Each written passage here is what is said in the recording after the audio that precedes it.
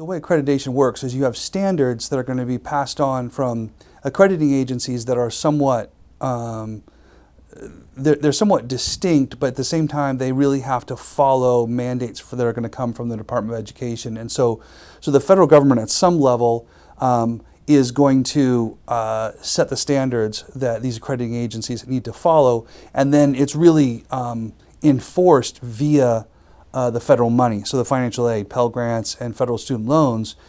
If you offend, if you're not validated, you lose that funding, and almost all colleges are completely dependent on that, the accreditation to give degrees and the money to be able to fund it. And so you're always this far away from some new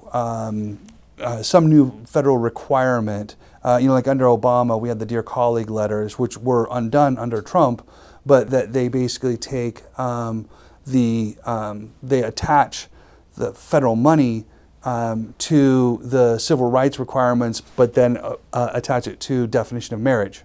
So now there's a new definition of marriage, definition of gender, that if you're not recognizing it, you jeopardize the whole thing. Well, that started right at the end of the Obama administration, then it kind of got done away with, but we're always on the brink of that happening again.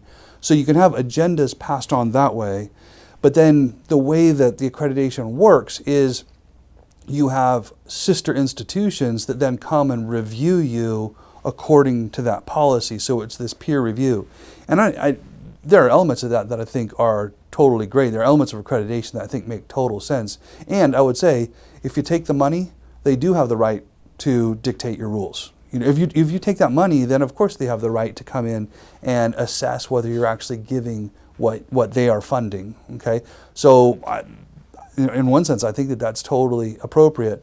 But you do have this atmosphere of compliance, and that's what we do, is we comply. We demonstrate in every different way how we are in compliance with this rule, with this rule, with this rule. Well, after a while, you realize that the virtue that you have elevated above all other virtues is that of compliance. And I don't know that actually, as a Christian, that's the virtue that I really want to be my strongest aroma, particularly in a world that has pushed so far away from the gospel. I don't want to comply. I want to stand out.